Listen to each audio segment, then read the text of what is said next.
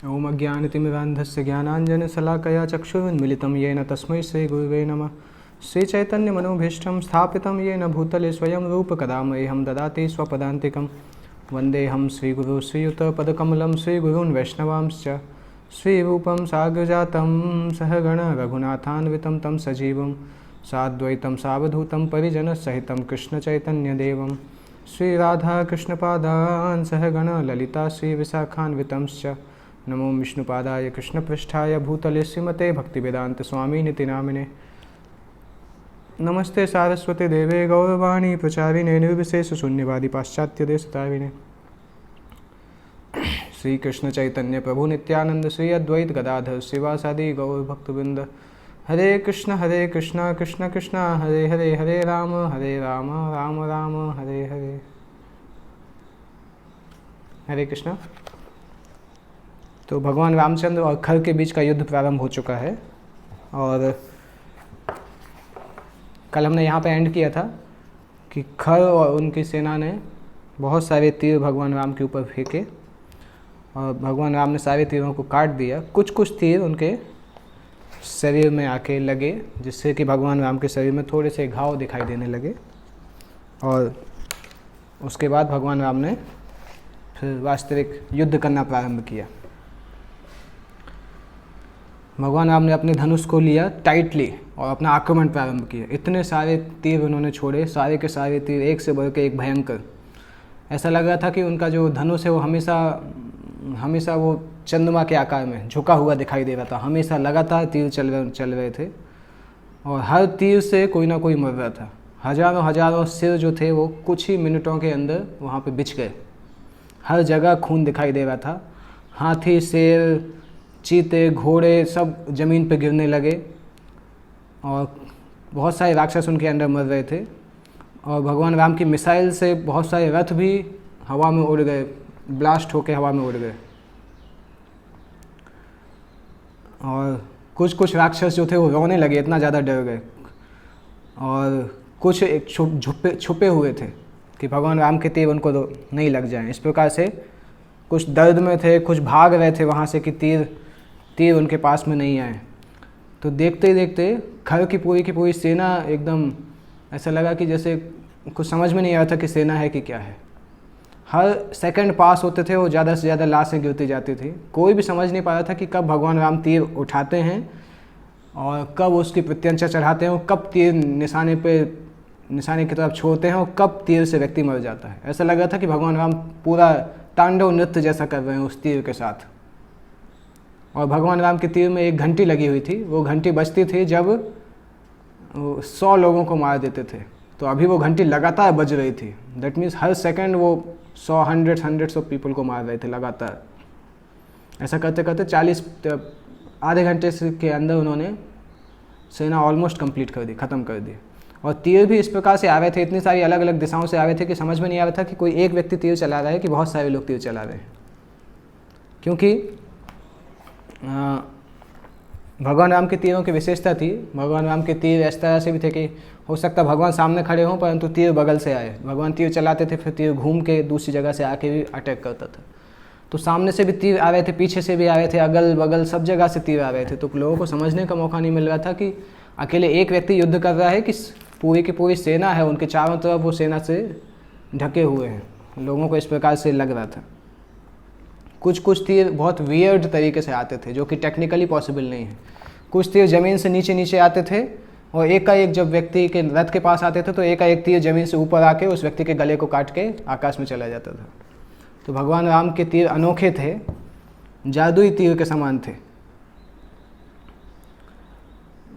और एक इस प्रकार का तीर ने एक राक्षस को मारा। वो राक्षस का सिर एक ऋषि के गोदी में गिरा। ऋषि का नाम था महोदर। और उस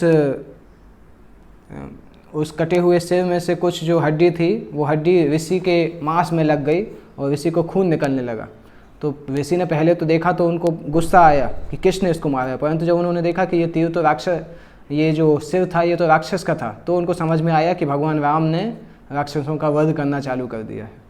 तो वो बहुत खुश हो गए। बहुत खुश होकर वो भगवान की प्रशंसा कर रहे थे। उनको खुशी हो गई कि फाइनली राक्षसों का विनाश चालू हो गया। वो भगवान राम की प्रशंसा कर रहे थे कि भगवान राम ने किस प्रकार से उस राक्षस को मारा। उस तीर को उन्होंने अपने पास रखा कि ये तो भगवान राम का तीर है। उस तीर को उस ऋषि ने अपने पास हमेशा रखा, भगवान राम की निशानी को समझ के। अभी जो युद्ध स्थल था वो एकदम शमशान घाट के जैसा लग रहा था। भगवान राम के तीर से बचने के लिए राक्षस यहाँ वहाँ भागने लगे। हर व्यक्ति भूल गया कि वो लड़ाई कर रहे थे, वो केवल ये सोच रहे थे कि अभी उनको अपना जीवन बचाना है। तो जब वो भाग रहे थे, वो तलवार के ऊपर, भाले के ऊपर, जो भी चीज़ मिली उसके ऊपर वो चढ़ के भाग रहे थे। और उस ग्राउंड का एक एक इंच खून में भर गया था। ऐसा लग रहा था ऐसे लाल कलर की नदी वहाँ पे बह रही हो। और कुछ लोग ज़मीन में छुप जाते थे। उनको लगता था कि इसके पहले कि भगवान राम के तीर हमें ख़त्म कर दें, हमें ज़मीन में चले जाना चाहिए, ज़मीन में छुप जाना चाहिए। और जो बचे हुए राक्षस थे वो भागने लगे। कुछ इतने ज़्यादा डर गए थे भगवान राम के तीर से कि वो अपने मरे हुए लोगों का शव अपने सामने उठा के चल रहे थे कि तीर उनको नहीं लग जाए। और कुछ इतने ज़्यादा निराश हो गए कि वो ग्राउंड पे बैठ के रोने लगे। तो जब खर ने देखा ऐसी हालत हुई तो खर ने बोला अपने सैनिकों से कि अरे इतने ज़्यादा मत घबराओ, आपका शत्रु तो केवल एक मनुष्य है। किसी मनुष्य में इतनी शक्ति नहीं कि राक्षसों को हरा सके। हमारी तो छोटे छोटे लड़के, छोटी लड़कियां भी उनसे नहीं डरते हैं। आप इस प्रकार से डर के भाग रहे हैं, आपको शर्म नहीं आ रही है? हमने तो इंद्र से लड़ाई की है, इंद्र को हराया भी है। उनकी तुलना में ये लोग क्या है? इस तरह से वो बोल के फिर से सेना को आगे लाने लगे। इस तरह से जब वो बोला तो सब सैनिकों में थोड़ा साहस आया। और फिर खर दूषण दोनों भी उनको इंस्पायर करने लगे। और दूषण ने फिर 5000 राक्षसों को आगे लेके गए भगवान राम को मारने के लिए। और फिर से आक्रमण चालू हुआ। इस बार दूषण आगे जा रहे थे और उनके साथ सैनिक जा रहे थे। दूषण ने भगवान राम को अटैक किया, परंतु भगवान राम ने सारे तीरों को काट डाला। और एक क्षण में दूषण के घोड़े, दूषण का रथ सब खत्म हो गए, सारथी भी खत्म हो गया, उसका धनुष भी टूट गया। धनुष का केवल धागा उसके हाथ में रह गया, पर बाकी पूरा धनुष टूट गया। दूषण ने बहुत जल्दी तलवार को निकाला, रथ से कूद के भगवान राम की तरफ आगे भागने लगे। और भगवान राम उस समय गंधर्व अस्त्र का उपयोग करने का सोचा।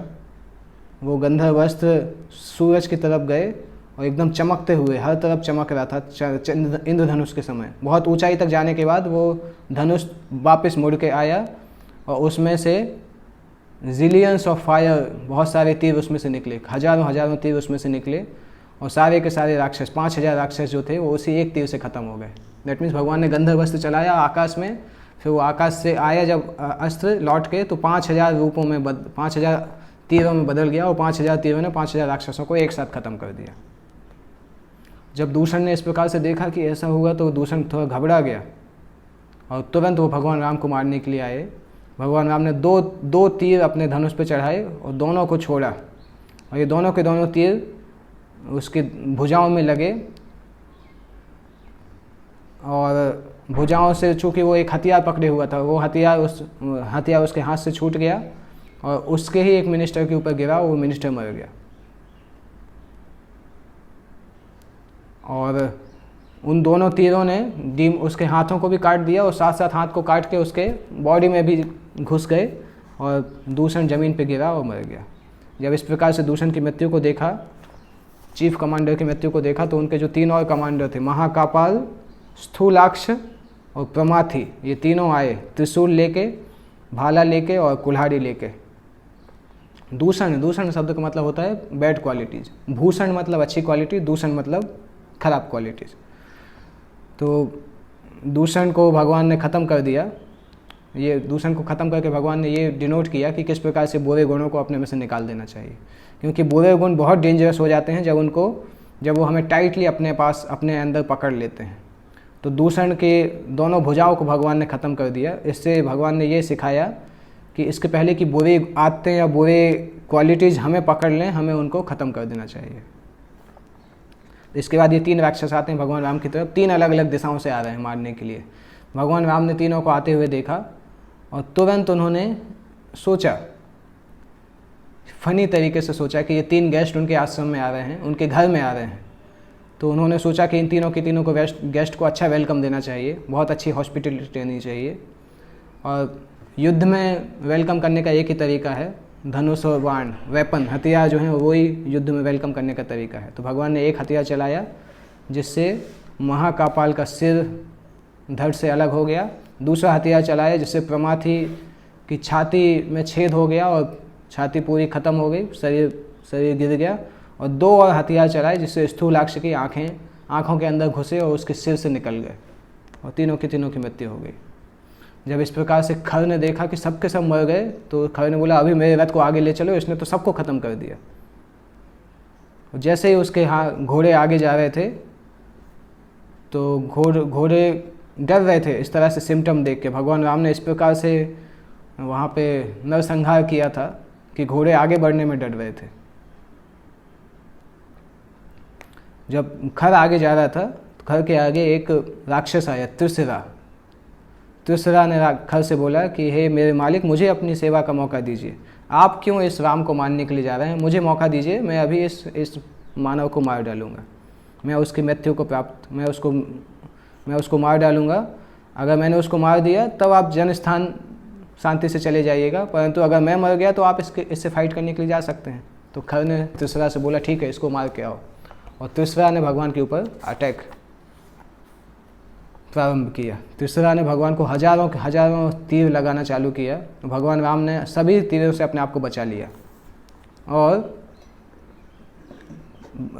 एकाएक ऐसा हुआ कि त्रिशरा के 3 जो तीर थे वो भगवान के जो डिफेंस था उसको पार करके भगवान के माथे पे आके लगे। भगवान के माथे पे घाव हो गया और ऐसा लग रहा था जैसे भगवान के सिर पे किसी ने सिंदूर इस तरह से लगाया हो। और जब इस प्रकार से घाव हुआ तो भगवान राम मुस्कुराने लगे और ये मुस्कुराहट देख के त्रिशरा और अचंभित हुए। भगवान राम ने बोला कि ये तो अच्छी शक्ति है, मैं तो वेट कर रहा था ऐसे कोई राक्षस से लड़ाई करने का, अच्छा हुआ तुम मेरे सामने आ गए लड़ने के लिए। इस प्रकार से भगवान राम ने बोला।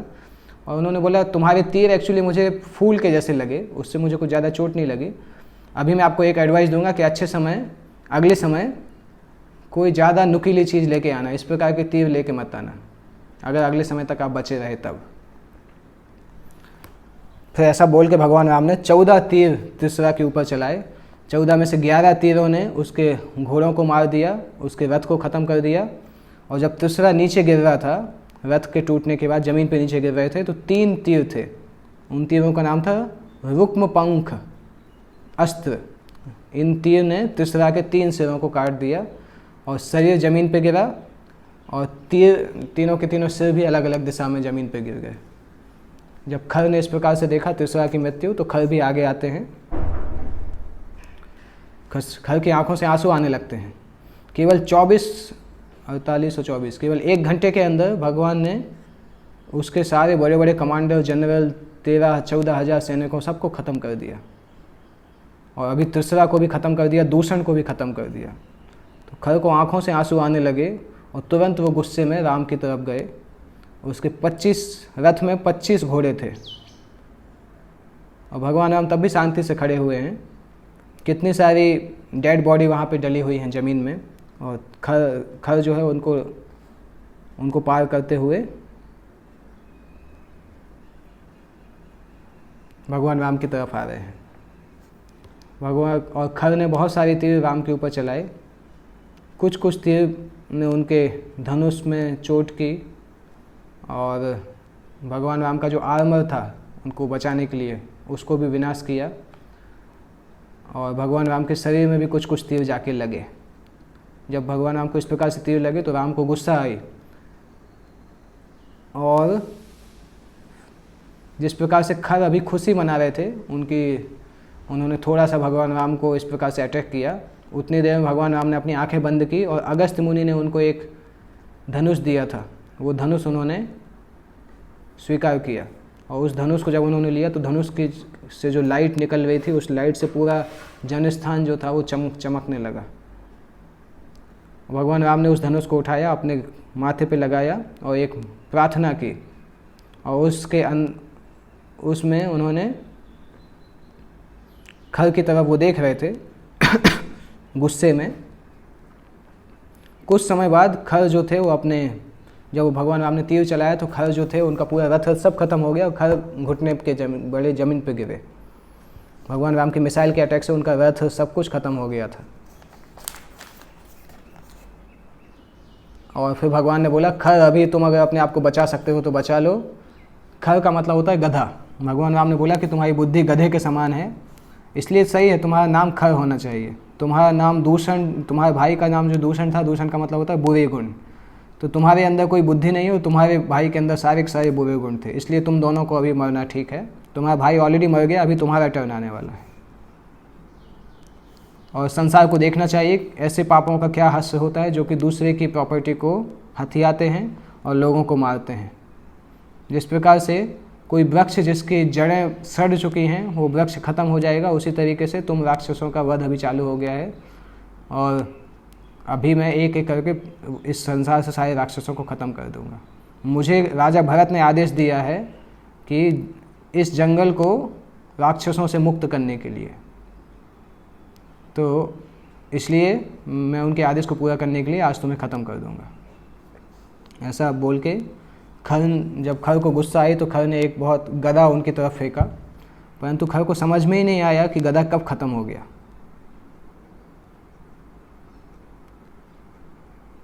क्योंकि खर को दिखाई नहीं दिया कि भगवान राम ने कब तीर चलाया उसके ऊपर। वो गधा उनकी तरफ आ रहा था, आते आते आते गधा रास्ते में ही ख़त्म हो गया। खर को समझ में नहीं आया कि भगवान राम कोई व्यक्ति इतना तेज कैसे तीर चला सकते हैं। उनको समझ में नहीं आया कि भगवान राम ने क्या किया अभी अभी, परंतु जो भी किया उससे खर को बहुत गुस्सा आया। उन्होंने एक बड़ा सा पेड़ लिया, भगवान राम की तरफ फेंका। भगवान राम ने अपने एक तीर लेके उस पेड़ के बहुत सारे टुकड़े कर दिए, छोटी छोटी लकड़ियाँ पूरी जगह गिरने लगी। अभी खर जो थे वो एकदम दौड़ते हुए बैल की तरह आए, अपने घोड़े पे बैठ के, और भगवान राम जब वो एकदम पास में आए, भगवान राम ने अपने कदम थोड़े से पीछे किए, एक कदम पीछे किया, और उसके बाद भगवान राम ने एक्चुअली कई लोग बोलते हैं कि क्षत्रिय को अपने कदम पीछे नहीं करना चाहिए। भगवान ने यहाँ पे कदम इसलिए पीछे किए जिससे कि वो, क्योंकि खर उनको छूने के लिए आ रहा था, भगवान राम नहीं चाहते थे कि खर के द्वारा छुए जाना, इसलिए भगवान राम पीछे आए। और जैसे ही खर पास में आया, भगवान राम ने उसको अगस्त मुनि के द्वारा दिया हुआ एक तीर चलाया, और वो तीर खर के पेट से घुसा, पीठ से बाहर निकल के चला गया। इतने पास से जो कि ये वार हुआ था, तो खर अभी समझ नहीं पाए, वो तुरंत वहाँ पे गिर गए, मर गए। और भगवान राम ने देखा कि दो लोग दो दिशा में भाग रहे थे, और उन्होंने देखा कि एक स्त्री थी, दोनों स्त्रियां थी। एक तो स्त्री थी शूर्पणखा, दूसरे अकम्पन जो मंत्री थे वो स्त्री के वेश में जा रहे थे कि भगवान राम मारेंगे नहीं, अगर स्त्री के रूप में जाएंगे तो भगवान मारेंगे नहीं, क्योंकि भगवान राम ने स्त्री को नहीं मारने की शपथ ली थी। तो इसलिए दोनों के दोनों भाग गए। और भगवान राम ने अपना धनुष नीचे किया और देखा चारों तरफ, जो कि अभी अभी उन्होंने मारा है इतने सारे लोगों को। जहाँ तक उनकी आंखें देख पा रही थी वहाँ तक केवल मरे डेड बॉडीज डली हुई थी, टूटे हुए रथ और फ्लैग, सारे के सारे हथियार, सब कुछ वहाँ पे डले हुए थे। भगवान राम ने देखा और फिर पीछे चले गए। धीरे धीरे उन्होंने अपने सिर में जो स्कार्फ लगाया था वो स्कार्फ हटा दिया, और जब वो जा रहे थे तो उनके मन में दृढ़ प्रतिज्ञता दिखाई दे रही थी, उनको कुछ महत्वपूर्ण चीज़ करने के लिए थी। तो इस लेसन से हम कुछ क्या सीख सकते हैं? ये 14,000 राक्षस जो हैं, ये मन में जो विभिन्न पाप करने की इच्छाएं हैं, भोग करने की इच्छाएं हैं, उसको रिप्रेजेंट करते हैं। दूषण एक घमंड, दर्प को रिप्रेजेंट करता है, और तीसरा जो है वो रिप्रेजेंट करती है मद मतलब प्राइड के द्वारा जो नशा आता है। और 3 चीज़ें व्यक्ति को नशे में ला सकती हैं। एक तो बहुत ऊंचा जन्म, बहुत विद्वता और बहुत पैसे। जिसके पास ये 3 चीज़ें होती हैं उसके अंदर घमंड आ जाता है। और खर रिप्रेजेंट करते हैं अहंकार को। भगवान राम ने इन तीनों राक्षसों को मारा, जिससे कि फॉल्स ईगो को इस प्रकार से मारा जैसे उसको वो रिप्रेजेंट करता है कि मिथ्या अहंकार को ख़त्म करने से सारे राक्षस खत्म हो सकते हैं। अभी रावण के यहाँ पार्टी चल रही थी उस समय, क्योंकि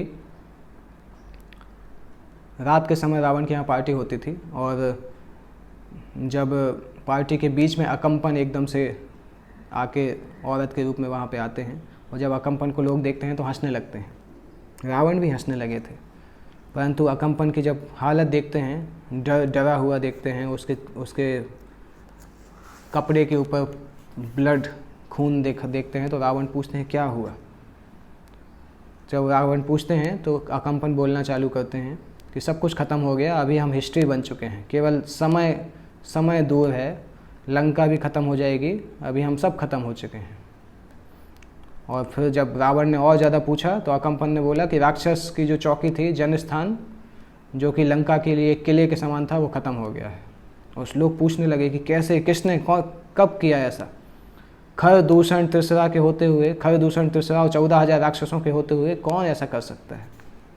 रावण ने भी पूछा कि ये 14,000 राक्षस, खर दूषण और त्रिसरा, ये हमारे आर्मी के बेस्ट लोग हैं, इनको कौन मार सकता है। तो अकम्पन ने बोला कि वो सब अभी मर चुके हैं, कोई भी जीवित नहीं है आपको सूचना देने के लिए। मैं भाग के आ गया, नहीं तो मैं भी उनकी हालत में ही पहुंच जाता। फिर रावण ने पूछा कि कौन था वो, इंद्र थे कि यम थे या अग्नि थे, कितने सारे डेमीगॉड एक साथ थे, इन देवताओं की शक्ति कैसे हुई कि मुझे चैलेंज कर सकें। रावण बहुत गुस्से में रूम में आगे चलने लगे। रावण ने बोला कि मैं तो मृत्यु को भी मार सकता हूँ, मैं सूरज को भी गिरा सकता हूँ, मैं हवाओं को रोक सकता हूँ, बताओ कौन था। तो अकम्पन ने बोला केवल एक ही व्यक्ति था, एक व्यक्ति ने अकेला ऐसा किया, उसका नाम है राम। अकम्पन ने जब इस प्रकार से बोला और आगे बोला कि राम को जीता नहीं जा सकता है, उसकी शक्ति शेर के समान है, उसकी भुजाएं बैल के समान है,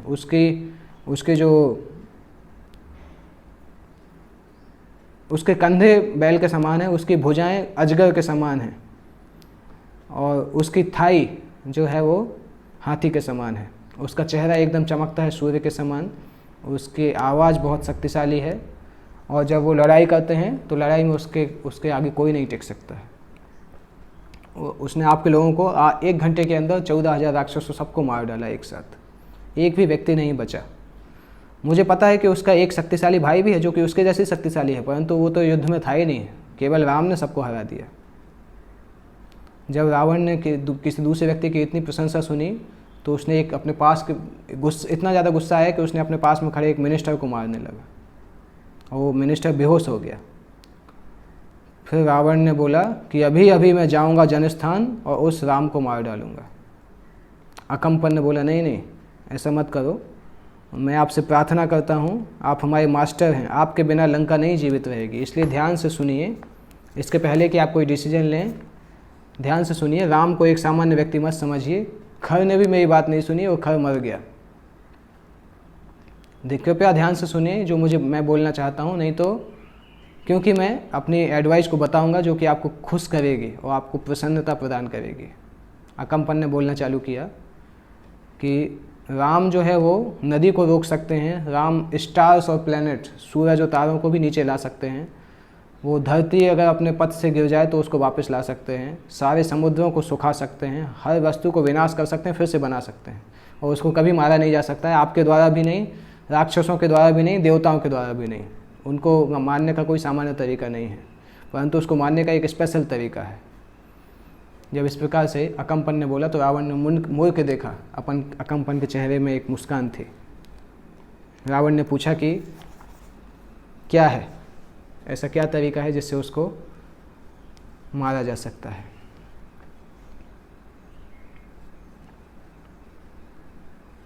इसी बीच में सीता माँ जो थी वो देख रही थी कि इतनी सारी मिसाइल्स की आवाज़ आ रही थी, अंदर से देख रही थी। 1 घंटे से ज़्यादा ये चल रहा था और सीता माँ देखना चाहते थे कि बाहर क्या हो रहा है, परंतु लक्ष्मण उनको जाने नहीं दे रहे थे। उन्होंने बहुत कोशिश किया, परंतु लक्ष्मण अपने भाई की आदेश पालन करने में एकदम फिक्स थे। भगवान राम ने लक्ष्मण से बोला था कि सीता को दूर ले जाओ, जिससे कि उनको ये सब नहीं देखना पड़े, नहीं तो वो बेहोश हो जाएंगे। और सीता जानती थी कि लक्ष्मण उनकी बात नहीं सुनेंगे। उनको विश्वास था कि उनको लग रहा था कि लक्ष्मण मुझे अलाउ क्यों नहीं कर रहे हैं, कभी मैं किसी दिन में लक्ष्मण को भी कोई लेसन सिखाऊंगी, प्रैक्टिकलिटी का लेसन। और एकाएक क्या हुआ, एक तीर जस्ट गुफा के बाहर आके लगा और उससे वो और ज़्यादा डर गई। क्यों भगवान राम इतना रिस्क ले रहे हैं? वो लक्ष्मण को अपने साथ फाइट करने के लिए क्यों नहीं ले जा रहे हैं? लक्ष्मण ने कोशिश की थी भगवान राम को मनाने की, परंतु भगवान राम ने मना कर दिया। भगवान राम ने बोला कि ये उनकी फाइट है। 14,000 राक्षसों से लड़ना अकेला एक व्यक्ति का काम नहीं है। क्यों वो किसी पॉइंट को प्रूफ करने की बात। सीता माँ को ऐसा लगा कि कहीं ऐसा तो नहीं कि भगवान राम कोई पॉइंट को प्रूफ करना चाहते हैं। तब उनको याद आया कि हाँ, वो कोई पॉइंट को प्रूफ करना चाहते हैं, अपने जीवन को रिस्क में डाल के। जो 13 साल पहले मैंने उनके ऊपर आरोप लगाया था कि वो मेरी सुरक्षा नहीं कर सकते, उस आरोप को वो मिटाना चाहते हैं। उनको याद आया कि जब भगवान राम को उन्होंने इस प्रकार से बोला था, स्त्री बोल दिया था, तब भगवान राम के चेहरे पे जो दुख आया था। और भगवान राम ने जब उनको ले जाने से मना कर दिया था, जंगल में ले जाने से मना कर दिया था, तब सीता माँ ने उनको चैलेंज किया था। उनके मैनलीनेस मतलब उनके पुरुषत्व को उन्होंने चैलेंज किया था प्रोवोक करने के लिए। और सीता माँ ने उनको बोल दिया था कि आप तो एक स्त्री हैं मनुष्य के रूप में, इस प्रकार से भी उनको प्रोवोक करने के लिए बोल दिया था। तो अभी तक भगवान राम को मौका नहीं मिला था अपने पुरुषत्व को प्रूफ करने का, क्योंकि सीता ने उनको काक या जयंत को तो माफ़ करवा दिया था, और लक्ष्मण ने भी विवाद से लड़ाई की थी साथ में, और लक्ष्मण ने सूर्पनखा की म्यूटिलेट किया था। तो भगवान राम का ये पहला चांस था, और भगवान राम दिखाना चाहते थे कि मैं सीता की रक्षा कर सकता हूँ। और जब सीता माँ को इस प्रकार से याद आया कि भगवान राम कितने ज़्यादा कितनी ज़्यादा परेशानी उठा रहे हैं केवल ये प्रूफ करने के लिए कि वो सीता की रक्षा कर सकते हैं, और उनकी आंखों से आंसू आने लगे।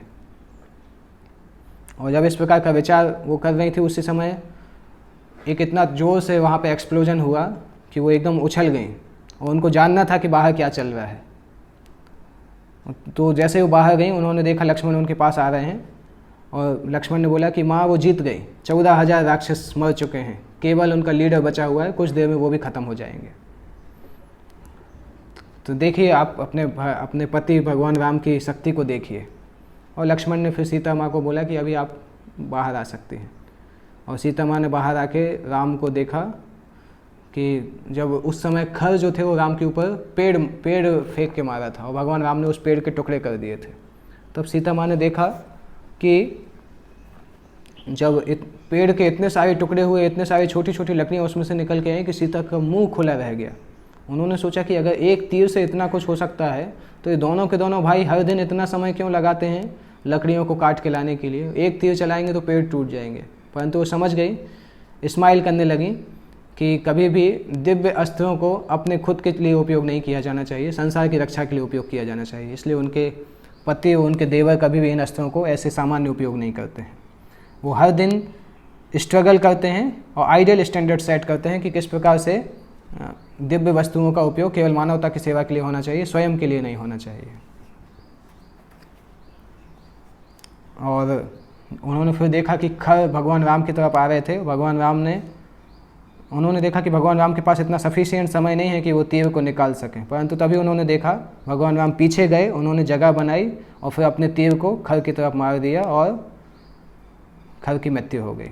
तुरंत सीता माँ पहाड़ से नीचे दौड़ने लगी। लक्ष्मण उनके पीछे पीछे जा रहे थे, और सीता माँ फिर अभी आके वो कुटिया के पीछे से वहाँ पे गई, कुटिया के पीछे से एंटर की, और जैसे ही वो कुटिया के आगे जा रही थी, उन्होंने देखा भगवान राम वहाँ से लौट रहे थे। और सीता माँ ने देखा पूरा का पूरा जो विनाश हुआ था वहाँ पे, ये प्रूफ था भगवान राम की शक्ति का।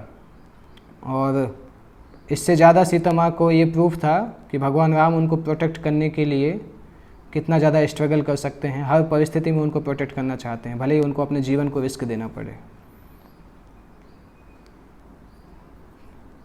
तो इसके बाद सीता भगवान राम के पास में आते हैं, और सीता माँ फिर भगवान राम से बोलती हैं, भगवान राम के गले लग के उनसे बोलती हैं कि अगर मेरे पिताजी आज यहाँ पे होते तो वो इतने ज़्यादा प्राउड होते उनके दामाद के ऊपर कि वो उनको अनलिमिटेड स्त्रियों से शादी करा देते। मुझे बहुत गर्व है कि मेरे पास आपके जैसे पति हैं, इस जीत ने ये सिद्ध कर दिया है कि आप अपनी स्त्री को, अपनी वाइफ को प्रोटेक्ट कर सकते हैं शेर के समान। मैं बहुत खुश हूँ कि मैंने ये चॉइस की कि मैं आपके साथ इस जंगल में आई। हम देखते भी हैं भगवान राम फिर किस प्रकार से प्रोटेक्ट करते हैं। केवल सीता माँ की ये मिस्टेक होती है कि वो भगवान राम को दूर कर देते हैं अपने से, इसलिए रावण उनको ले जा पाता है। अगर भगवान राम उनके पास में होते तो रावण कभी भी उनको नहीं ले जा पाता। इवन रावण के ले जाने के बाद भी भगवान राम ने सीता की रक्षा करने के लिए पूरे वानरों की सेना को इकट्ठा करके जंगल के समुद्र के ऊपर ब्रिज बना के पूरे राक्षस वंश को ख़त्म कर दिया, केवल सीता की रक्षा करने के लिए।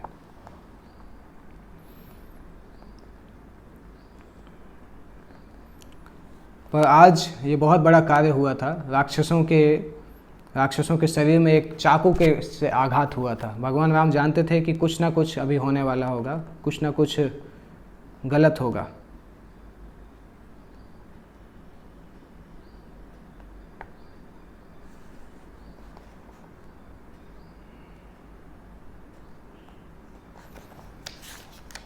इसके बाद अगले चैप्टर में डिस्क्राइब होता है रावण को अलग अलग लोगों से किस प्रकार से अभिशाप रावण को मिलते हैं। अलग अलग जगह से 18 जगह से शाप मिलते हैं, हमेशा लस्ट के कारण। रावण किसी न किसी स्त्री को मोलेस्ट करते हैं, उसके द्वारा उसको अभिशाप मिलता है।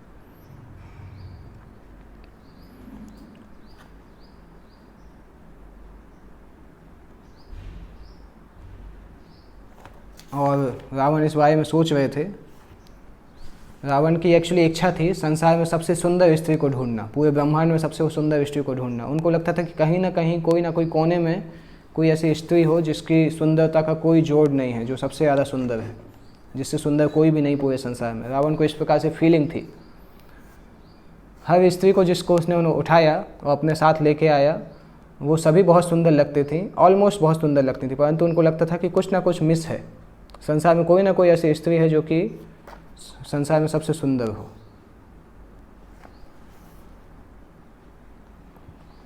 और रावण के इसी प्रकार के रजोगुण, पाप की इच्छा या स्त्री को भोग करने की इच्छा के कारण ही रावण को इतने सारे अभिशाप मिले। अलग अलग अप्सराओं, देवताओं से उनको शाप मिला। जैसे रावण को एक शाप मिला था द्वैपायन, शेष द्वैपायन से उनको शाप मिला था।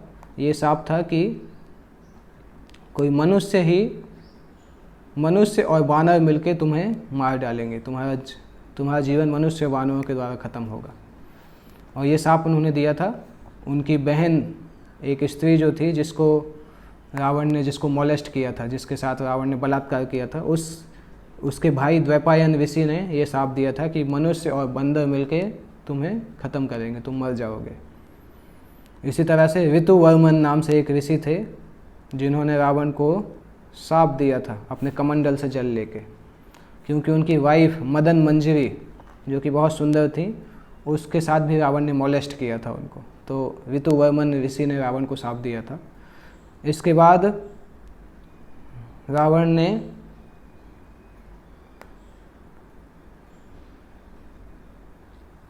एक और स्त्री थी, उनका नाम यहाँ पे नहीं है, रावण ने उसको भी मोलेस्ट किया था। उस स्त्री ने भी शाप दिया था कि जिस प्रकार से तुमने मुझे टच किया है उसी प्रकार से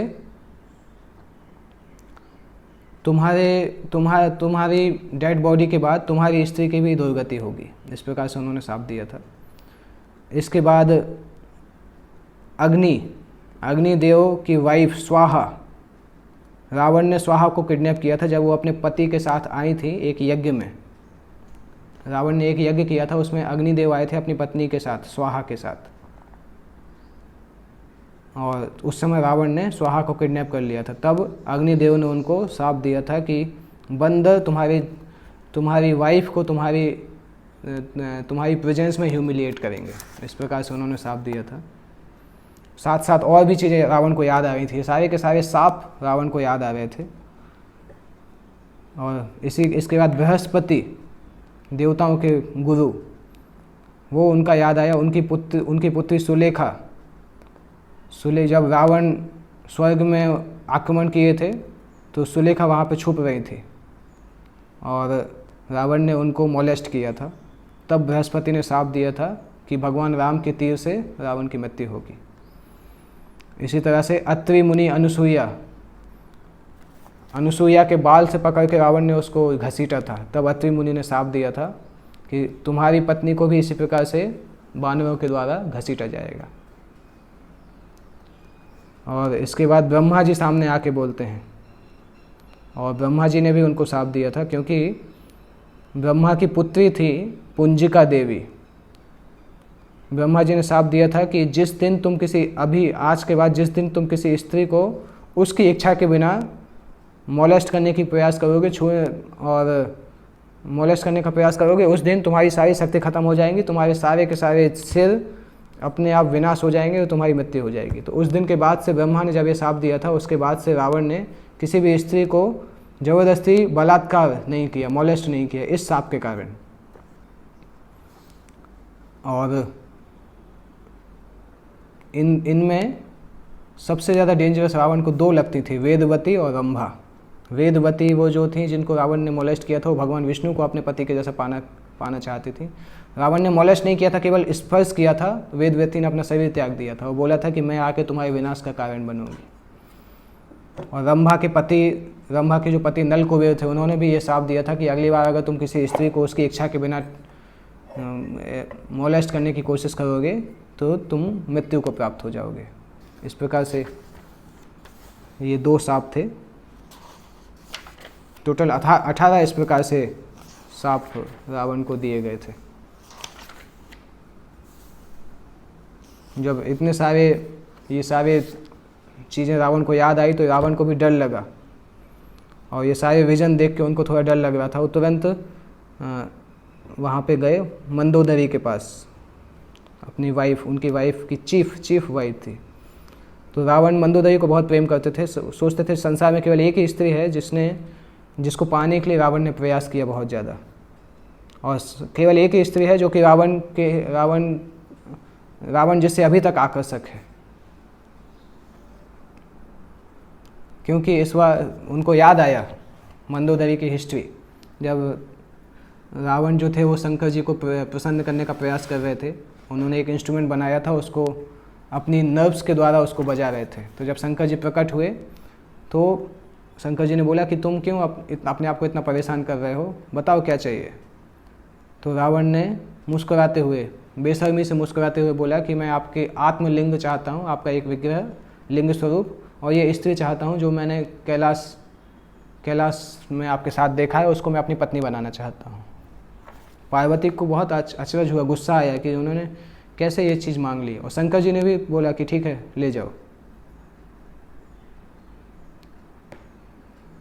तो बिना नाम लिए रावण ने शंकर जी से उनकी वाइफ को मांग लिया।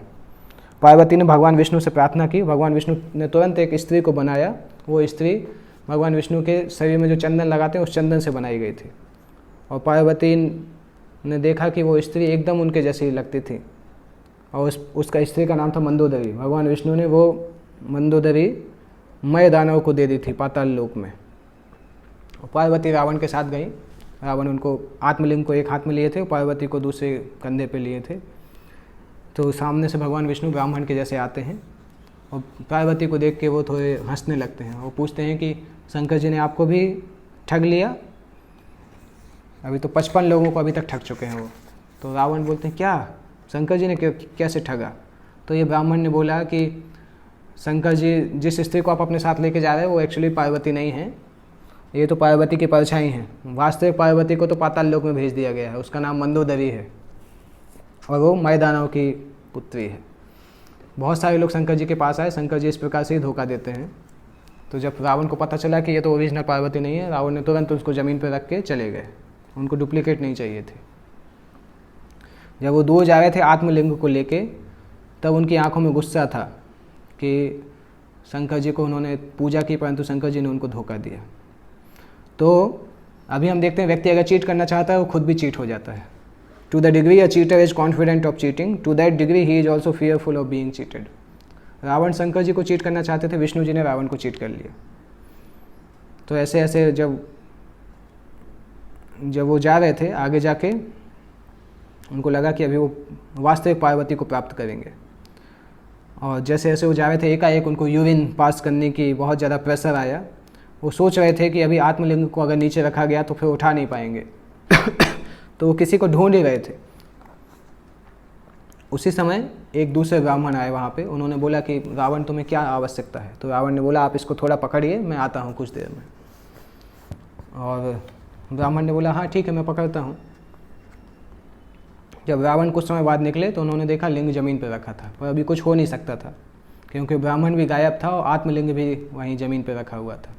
तो रावण को अभी लगा कि मूर्ख के जैसा लगा कि उन्होंने पार्वती को भी खो दिया, लिंग को भी खो दिया।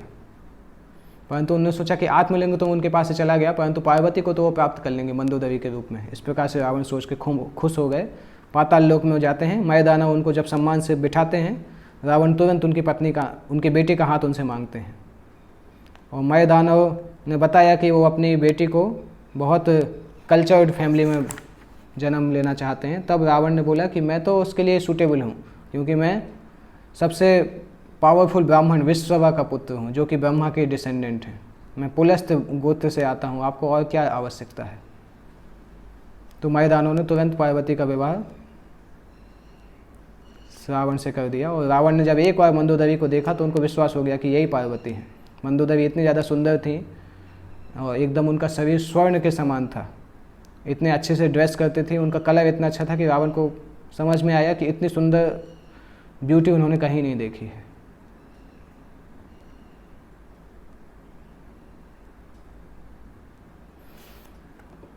इसके बाद जब दूसरे दिन सूर्पनखा रावण के पास आते हैं और सूर्पनखा फिर जैसा कि हम जानते हैं कि सूर्पनखा वहाँ पे जब आई और सूर्पनखा के रूप को जब उन्होंने देखा तो रावण को बहुत गुस्सा आया। और सूर्पनखा ने रावण को बोलना चालू किया कि तुम राजा नहीं हो, तुम तो एक कावर्ड व्यक्ति हो, तुम्हें कुछ भी नहीं पता है और तुम्हारी बहन के साथ इतना गलत हुआ तब भी तुम कुछ नहीं कर पाए हो। तो रावण ने बोला कि किसने तुम्हारे साथ ऐसा किया है? मुझे पता है जनस्थान में इतना कुछ गलत हुआ, मैंने बहुत अच्छे अपने भाइयों को भी खो दिया है। मैं समझ में नहीं आ पा रहा है कि कोई एक व्यक्ति कैसे इतना कुछ कर सकता है। मैं तुमसे सुनना चाहता हूँ कि वहाँ पे क्या हुआ।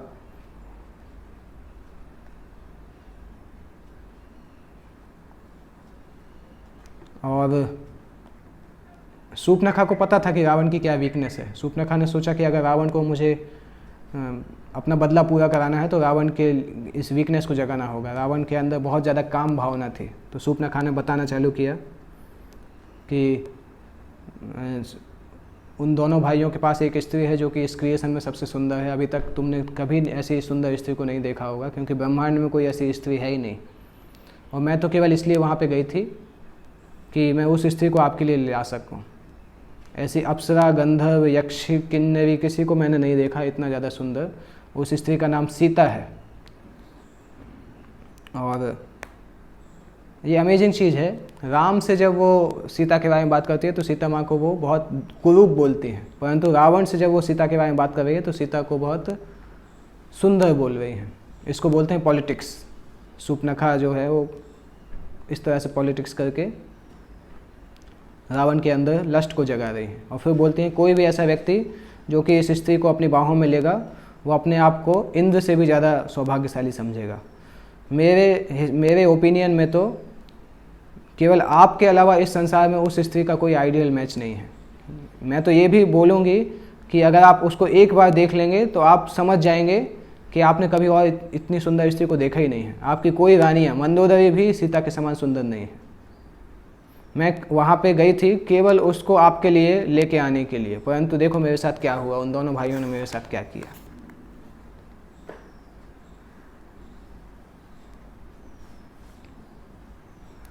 तो रावण के अंदर काम भावना जागने लगी। रावण ने सोचा कि जब किसी के साथ गलत होता है किसी दूसरे के साथ अच्छा होता है। तो सूर्पनखा के साथ ये गलत हुआ, इससे मुझे दुनिया की सबसे सुंदर स्त्री मिल गई। और रावण को अपने ऊपर बहुत घमंड था। उन्होंने बोला कि जब ब्लेसिंग ने रावण को नहीं बनाया है तो कोई सांप उसको कैसे ख़त्म कर सकता है। और रावण तुरंत मारीच के पास जाते हैं। रावण को तब भी पता था कि राम को डायरेक्टली फाइट करने में बहुत कठिनाई हो सकती है राम के साथ, इसलिए वो मारीच के साथ पास जाके सीता का अपहरण करने का सोचते हैं। और सुबह सुबह जब पूरा का पूरा लंका सिटी सोती रहती है, उस समय रावण जो थे वो अपने रथ को लेके जाते हैं, और रथ वाले को ये नहीं पता रहता कि रावण कहाँ क्यों जा रहे हैं। रावण उनको बताते हैं मेरे साथ चलो वहाँ पे, और फाइनली वो जाते हैं मारीच के पास।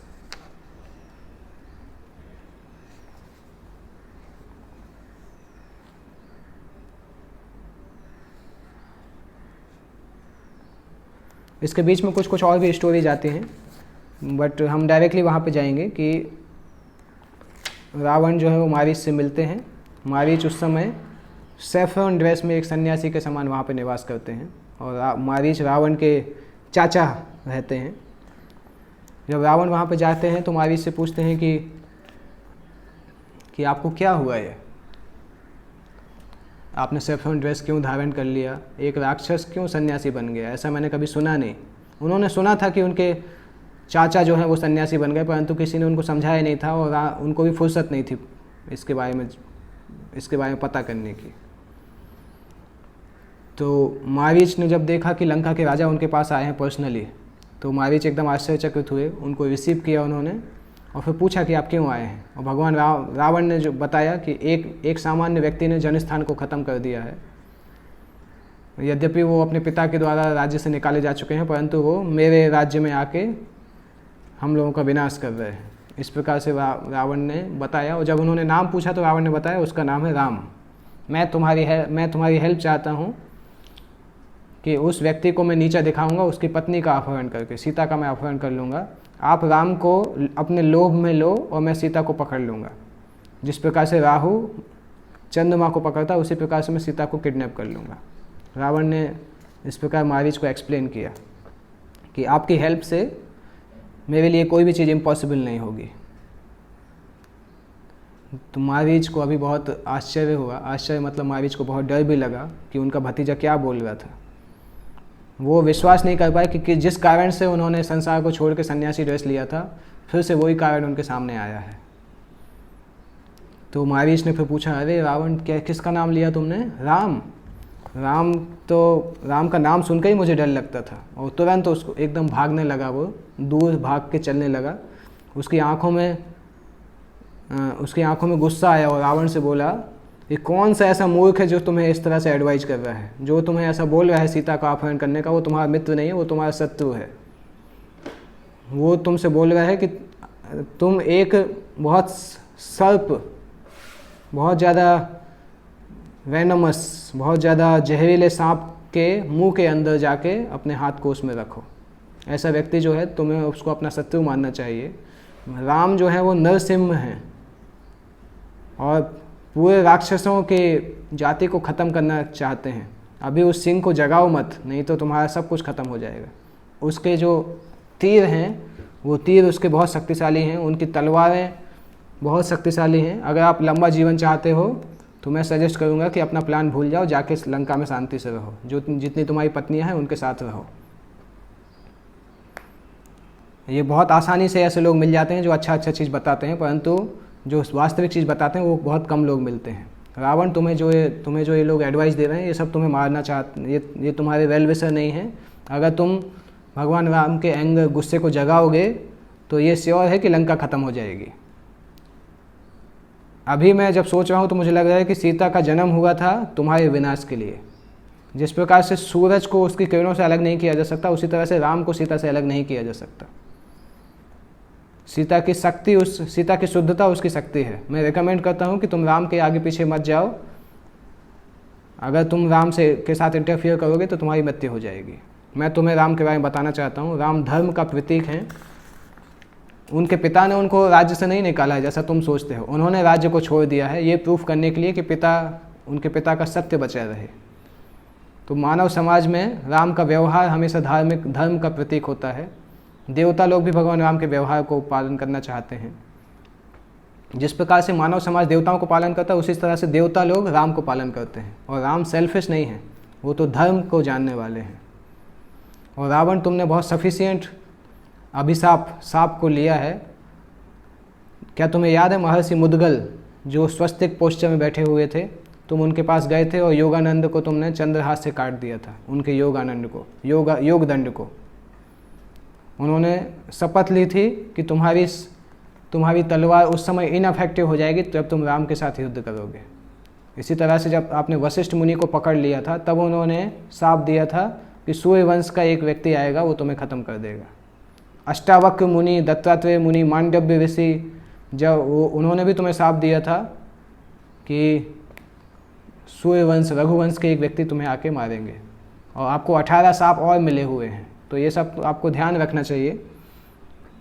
ये मत सोचो कि मैं केवल डर के कारण ऐसा बोल रहा हूँ। आज मैं जो भी शब्द बोल रहा हूँ आपके लिए अच्छे के लिए बोल रहा हूँ। रावण, मैंने 2 बार राम को फेस किया है। पहली बार जब मैंने फेस किया था जब राम छोटे से बच्चे थे, 25 साल पहले। उस समय उनके चेहरे पे बाल भी पूरी तरह से नहीं आए थे, केवल 12 साल की उम्र थी। उस समय वो एकदम ब्लू पीकॉक के समान लगते थे, और उस समय उनके पास कोई हथियार चलाने का इतना स्किल भी नहीं था। परंतु मैं पूरी अपनी जवानी में था, मैं पूरे अर्थ में जा रहा था और सबको परेशान कर रहा था। और मुझे पता था कि मेरी माँ ताड़का को विश्वामित्र ने एक अयोध्या से एक व्यक्ति को ला के मरवाया है, और मैं जानता था कि राम जो थे उन्होंने ताड़का को मारा है। परंतु जब मैंने राम को पहली बार विश्वामित्र के सिद्धाश्रम में देखा था तो मैं हंसने लगा था, क्योंकि राम तो अपने कवच भी नहीं पहने हुए थे अपने आप को बचाने के लिए। और मैं सोचने लगा था कि मेरी माँ में तो कोई शक्ति नहीं है, इतने छोटे से बच्चे के द्वारा हार गई, कैसे वो इतने छोटे बच्चे के द्वारा मर गई। परंतु मेरी माँ को मारने वाला मेरे सामने था और वो बहुत कमज़ोर था। तो मैंने जाके उसको अटैक किया मारने के लिए, और तुरंत मैंने देखा कि मेरी चेस्ट पे एक तीर आके लगा, और वो तीर की इतनी ज़्यादा शक्ति थी कि मैं 800 मील दूर आके गिरा आयरलैंड में, समुद्र के बीच में। भगवान राम ने मुझे ब्लंट तीर से मारा था। उस तीर का शक्ति इतनी ज़्यादा थी कि मैं 800 मील तक फेंक गया, और मैं बहुत लंबे समय तक, कुछ महीनों तक वहाँ पे बेहोश रहा। उसके बाद मैं श्रीलंका वापस आ गया। जब मैं वापस आया तब मुझे पता चला कि सुबाहु मर चुका है, मेरे सारे के सारे राक्षस लोग सभी मर चुके हैं। इसके बाद दूसरी बार हम लोग क्या करते थे, मृग के रूप में जंगल में रहते थे, और वो मृग, हाँ, लोगों जब ऋषि कुमार मृग से खेलने के लिए आते थे तो हम मृग के बीच में रहते थे, और हम उस मृग के रूप में ऋषि कुमारों को मार के खा जाते थे। तो इस प्रकार से हम लोग करते थे। परंतु एक बार जब हम राम, लक्ष्मण और सीता को हमने देखा था जब वो वन में थे, तो हम उनके पीछे गए थे, और जब राम ने देखा कि हम उनके ऊपर अटैक करने आ रहे, राम ने अपने तीर छोड़े थे। उस तीर से मेरे साथ 2 राक्षस थे, वो मर गए थे, और मैं समहाउ बच के भाग गया था। उसके बाद से जब भी मैं राम का नाम सुनता हूँ तभी मैं डर जाता हूँ। इवन आपका जो नाम है रावण, वो भी अगर रा से चालू होता है मैं सुन के डर जाता हूँ। उसके बाद से मैंने सोचा कि अभी मैं सेफ्रॉन ड्रेस ले लेके साधु के जैसा रहूँगा, अभी मैं और कुछ नहीं करूँगा। ऐसा बोल के मारीच शांत हो गए। महावीर बोल रहे हैं कि उसके बाद से मैं जहाँ भी देखता हूँ मुझे भगवान राम अपने तीर को लेके, धनुष को लेके खड़े रहते हैं। जब मेरी आंखें बंद होती हैं तो मैं राम की गुस्से की आंखों को देखता हूँ, जब आंखें खुली होती हैं तो मैं उनको हर जगह पूरे जंगल में देखता हूँ। मेरे रात में भी भगवान राम ही दिखाई देते हैं। जब मैं सो के रात में सपने में एकाएक उठता हूँ, मैं राम के सपने देख के मैं पूरी तरह से राममयी हो चुका हूँ। अभी मैं राम से इतना ज़्यादा डरता हूँ कि कोई भी ऐसा शब्द जो कि रा से चालू होता है वो सुन के ही मैं डर जाता हूँ। मेरे पैर कांपने लगते हैं जब मैं रत्न, रथ सब कुछ सुनता हूँ। आपका नाम जब रावण भी सुनता हूँ तब भी रा से चालू होता है, मैं डर जाता हूँ। इतना ज़्यादा मैं डर गया हूँ कि मैंने भौतिक सुख को ही छोड़ दिया है और यहाँ पे मैं छुप के साधु के रूप में रहता हूँ। तो आप मेरी बात ध्यान से सुनो, राम के साथ लड़ाई मत करो, बाद में मुझे ब्लेम मत करना। और कभी भी ये मत सोचो कि खर का तुम्हें बदला लेना है। अगर आप खर के लिए बदला लेने जाओगे तो आप खुद भी मर जाओगे। और आपके जो बहन है सूर्पनखा, उसको भी आप समझा दो कि राम के आसपास नहीं जाए, क्योंकि खर ने भी लड़ाई की राम से, राम के बारे में पूरी सच्चाई नहीं जान के, और तुरंत मर गए। अगर आप सुनना चाहते हो तो मुझसे सुनो। सच्चाई थी कि आपकी जो सिस्टर थी वो राम से प्रेम करने लगी थी और वो सीता को मारने जा रही थी, क्योंकि सीता राम की पत्नी थी और सीता के होते हुए राम विवाह नहीं करते, तो वो सीता को मारने जा रही थी। और सीता को बचाने के लिए लक्ष्मण ने इस प्रकार से कार्य किया उसके साथ। तो रावण को बहुत गुस्सा आई। उनको लगा कि आज तक किसी ने मेरे साथ इस प्रकार से बात नहीं की, इस मूर्ख व्यक्ति हम मुझसे ऐसा बात कर रहा है। परंतु रावण को पता था गुस्सा होने से कोई फ़ायदा नहीं, उनको अभी इसकी आवश्यकता है, मूर्ख की आवश्यकता है। तो रावण ने बोलने लगे कि मरीच, मैं तुम्हारी कोई एडवाइस सुनने के लिए नहीं आया हूँ और ना तो मैं अपने आइडियाज़ के प्रति तुम्हारा सजेशन चाहता हूँ। अगर तुम अब मेरे हाथों से मरना नहीं चाहते हो तो मैं जो बोल रहा हूँ वो करो। तुम्हें धर्म के नियम को पता होना चाहिए कि राजा जो है वो सभी देवताओं का प्रतिनिधि होता है। राजा को खुश करो और अच्छे से जीवन जियो। अगर राजा को दुखी करोगे तो मृत्यु को प्राप्त करोगे। तो जो मैं बोल रहा हूँ वो करो, एक गोल्डन मृग के रूप में जाओ और मेरा कार्य करो। इस मिशन के लिए मैं तुम्हें अपना आधा राज्य भी दे सकता हूँ। मरीच कुछ बोलना चाहते थे, परंतु रावण ने इस प्रकार से उनको डराया कि वो डर गए। मरीच हमेशा जानते थे कि रावण से कुछ भी बोलना मुश्किल है, और रावण क्योंकि मूर्ख भी है तो उसके पास कोई चॉइस नहीं थी। अभी उनके पास केवल यही चॉइस थी कि वो या तो रावण के हाथों मर सकते थे या फिर राम के हाथों मर सकते थे। जैसे ही मृत्यु का विचार उनके मन में आया तो उन्होंने सोचा कि राम के हाथों मरना ज़्यादा अच्छा है, और वो तैयार हो गए। दोनों के दोनों रथ पे बैठ के जाए, और जब वो जा रहे थे रावण ने एक ब्लास्ट सुना।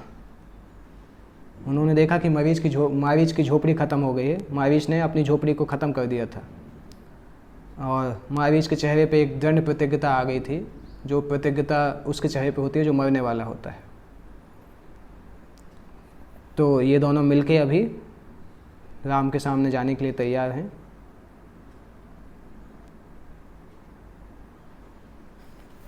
इसके बाद कल हम डिस्कस करेंगे किस प्रकार से सीता का फिर अपहरण होता है,